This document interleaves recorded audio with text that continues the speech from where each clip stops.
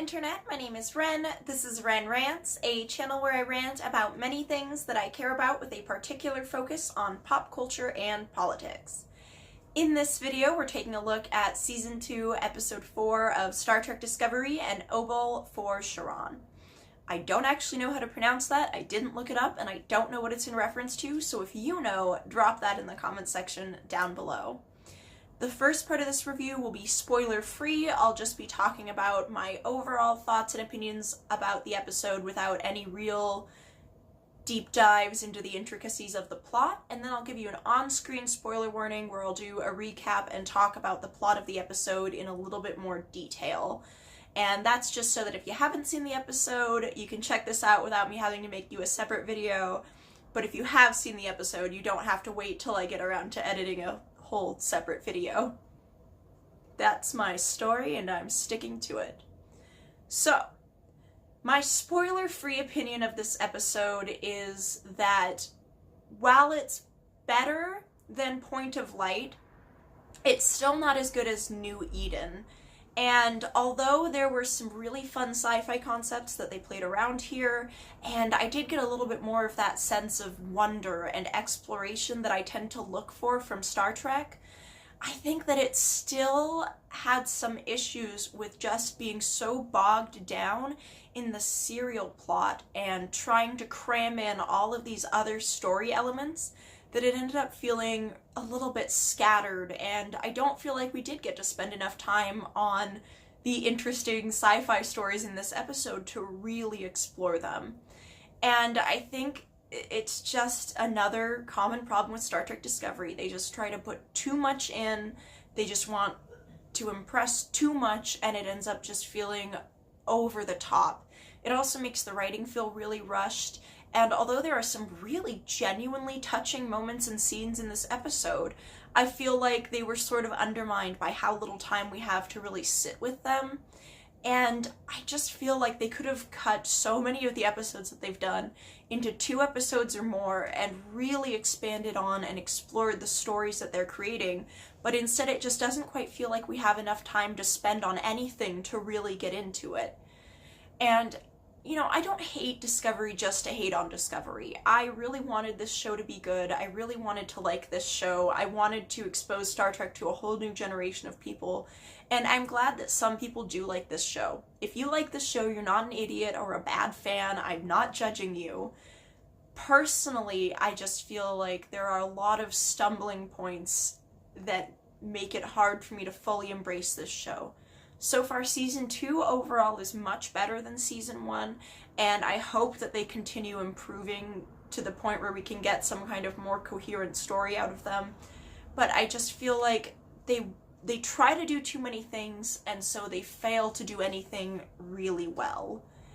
And everything just feels a little bit all over the place, and I just want it to be a little more concise, a little more focused, and I want the emotional resonance of some of these scenes to remain intact, because it's just so hard to get invested in these characters when it just feels like there's so much going on at once that we don't have time to enjoy any of them. And it's a line that can be really hard to walk when you're trying to do an ensemble show where you want to do all of these big grand things but still make characters that people like.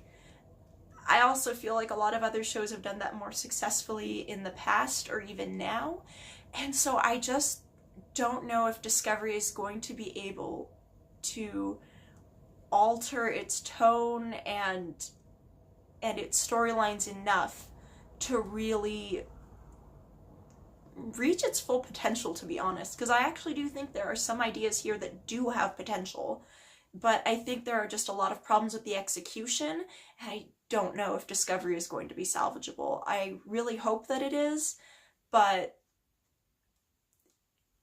when it gets it wrong, it gets it really wrong. But the moments when it gets it right, it does get it really right. I just want more of the getting it right, and at the very least some middle ground, and less of the shoehorning in dramatic plots so that it bogs everything down, slows down the plot of every episode, and makes it hard to stay invested.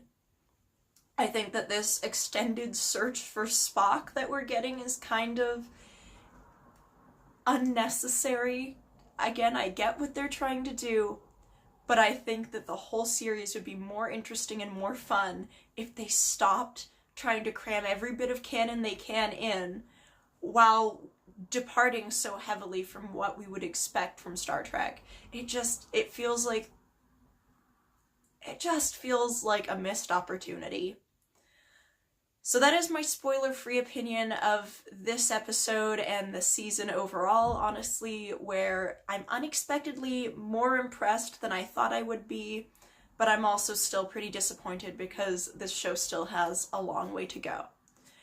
So from here on out, this video will have spoilers. You have been warned. I can't stop you from proceeding, but you can't say I didn't tell you to go back and watch the episode first.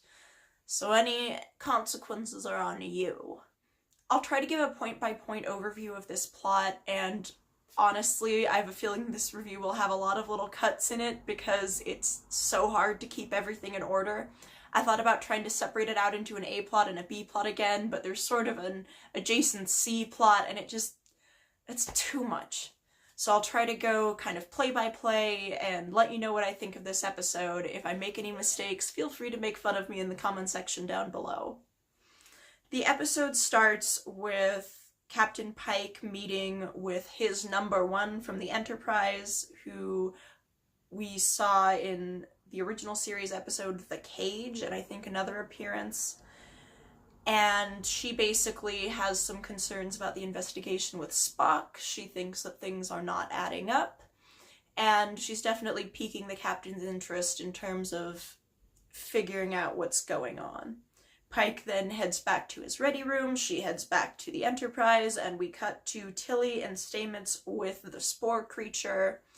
They're still trying to figure it out, and Tilly is mostly expressing her guilt at not knowing that May was dead and taking May for granted as a friend previously, and it's a nice little character moment for Tilly where we just get another dose of her sweetness, so I kind of did like that. So we cut to the briefing room where the bridge crew is discussing the Red Angel and what it could be. We have Michael, Saru, Detmer, Owo, Linus, Commander Nan, and some rando who hasn't done anything yet, so I can't remember him even though he was probably named in the random introduction scene. Saru has a cold, and the meeting isn't progressing very much besides talking about Saru's cold when Pike comes in and has Detmer set a course. He then transitions to a meeting with Burnham about Spock because it turns out they have tracked his shuttle and they're on an intercept course. Burnham doesn't want to make things worse with Spock and reveals sort of that she thinks that her involvement would make the situation more complicated, and she definitely has some leftover guilt from the conversation she had with Amanda. Suddenly, Discovery is pulled out of warp by a mystery sphere. Some preliminary analysis indicates that it's around 100,000 years old, it's a fusion of organic and inorganic matter, and it seems to maybe be alive. There's some humming and vibrating going on, and Pike tells her to disable it or communicate with it, and then it transfers a virus to the ship that causes the translator to malfunction, and we get a hilarious scene of the bridge crew all speaking different languages and not being able to read their comm systems and whatnot. But luckily Saru comes to the rescue with his 94 languages that I think were conveniently referenced in A Point of Light so that we could have him save the bridge from illiteracy, I guess. And so he gets the bridge under control. He is not doing well, but insists on accompanying Michael to make repairs because she does not know 94 languages. They head down to the spore drive because the spore drive may be needed to escape the situation if they can't get propulsion back online. And then we also get a scene where Tilly and Stamets meet Jet Reno, who has come to set up a firewall to protect the propulsion systems from the virus. And she and Stamets banter, and there's some argument over the merits of dilithium versus spores, and some talk of climate change, and fossil fuels versus solar power, and how the fungi are the fuel of the future, and it's kind of fun banter. I actually kind of like their dynamic. We then cut to Saru and Michael making repairs. Saru collapses. It's not a cold, it turns out. He's much, much sicker. There are some explosions and excitement happening. We then cut back to Reno, Stamets, and Tilly, and they rig up a lightning rod to isolate the damage and keep it from spreading, but the spore creature escapes. We then cut back to Saru in sick. It is unique to my people, and it is terminal. He is sick with a terminal illness known as the Vahari, where at the end of their life, Kelpians submit to a culling process from the predatory species that lives on their planet, or they go mad waiting for that to happen, and it involves inflamed ganglia and lots of flashes of ultraviolet light. He's not having a good time. We then cut back to Stamets and Reno and Tilly, and the spore creature has glommed on to Tilly. Tilly isn't afraid and wants to help it, and the shroom starts releasing psilocybin, which sounds like a great time, not gonna lie. We cut back to a touching scene with Saru and Burnham, where Saru asks Burnham to save his logs and disseminate them to the Federation so that the Federation can make contact with the Kelpians, because I guess General Order 1 would no longer apply because reasons. Saru can't go home because of General Order 1, but I guess his death solves that problem. There's also some fretting over whether or not Discovery will lose Spock's trail while being trapped by the mysterious space sphere. We then cut back to Tilly, who is still tripping, and Reno and Stamets set her up with some tech to try and communicate with the spore creature. We then cut back to Burnham and Saru. Saru has an epiphany that the sphere is dying, because of course we remember from season 1 that he can sense death.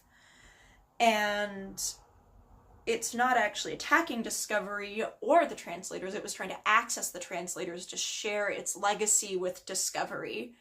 And this epiphany is really cool, but it does kind of seem to come a little bit out of nowhere. I do like it though, because the idea is very much a Star Trek sort of idea, where at first the creature seems threatening, but it turns out it just wants to talk. So they dash madly to the bridge to ask Pike and the bridge crew to lower the shields to let the transmission in, and Burnham reminds Pike that this would be a part of Discovery's mission as a science vessel, because the sphere does have the potential to give them 100,000 years of roaming space data, I guess. We then cut back to Tilly, Stamets, and Rito, and they have to put a cortical implant in Tilly, and so we get this cute scene with them singing Space Oddity by David Bowie a cappella, and it actually is kind of a touching little moment, and I like that that's Tilly's favorite song. It's a cute little fact about her, and it makes sense with her love of Starfleet and her dream to become a captain. May then starts speaking through her, and reveals that the Space Oddity is a species known as the Jashep, and she has come aboard Discovery at great personal risk because Discovery's jumps are damaging their ecosystem and harming their species. Stamets feels terrible about it and apologizes and tries to make it right, but the Jashep already has other plans for Tilly. We then cut back to the bridge where Pike agrees to lower the shields and the transmission comes through completely. There is beautiful light like music that seems to enchant Saru, and around 100,000 years of data is transferred to the Discovery, and the sphere explodes, but its last act is to push Discovery clear so that they can carry on its legacy. We then cut back to Tilly briefly being rescued from the goo cocoon that erupts out of the goo creature. And then we cut back to Saru and Burnham. Saru asks Burnham to escort him to his quarters and help him die. He asks her to use his sister Sarana's knife to cut his ganglia, which I guess will end his suffering. But when she reaches to cut the ganglia, they fall off on their own. And Saru survives. His vitals return to normal, but he realizes that he has an absence of the fear that has plagued him. And I think that that actually is really interesting, because that's something that we remember about him from season 1, to the point where he even became addicted to inner peace in one episode. And so having this kind of character moment for Saru after a near-death experience was really interesting, and I think this was genuinely my favorite part of the episode. And the connection between him and Burnham that we get to see more explicitly explored, where he sort of reveals that he thinks of her as a sister and she reveals that she thinks of him as family too, is a really nice moment. And it makes sense to draw these two characters together in this way with what we've seen them go through. So I think this is some of the strongest stuff that we get in the entire episode, but my problem is we just don't spend enough time on it. We then cut back to Pike listening to some translated sphere history, and Burnham tells him that the ship is still on track to find Spock. Burnham lets him know that she's had a change of heart, and she does want to meet Spock. We cut, for the last time I promise, to Tilly and Stamets and Reno. Tilly is still tripping, and the spore creature releases more psilocybin so that Reno and Stamets are also affected. And by the time they get things in order with a medkit, Tilly seems to have been sucked back into the space cocoon and is now gone.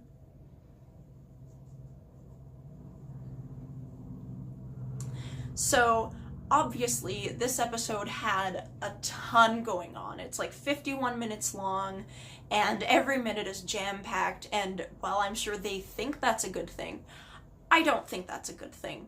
For me, I found trying to get the plot points of this episode into some kind of understandable order pretty exhausting, because there's just so many moving parts and so many pieces, and they just jump back and forth between all these different components so many times that you really don't have much time to spend with any one storyline, and there just isn't that much intersection between the A plot and the B plot. Like, they kind of touch here and there, but they're ultimately pretty separate.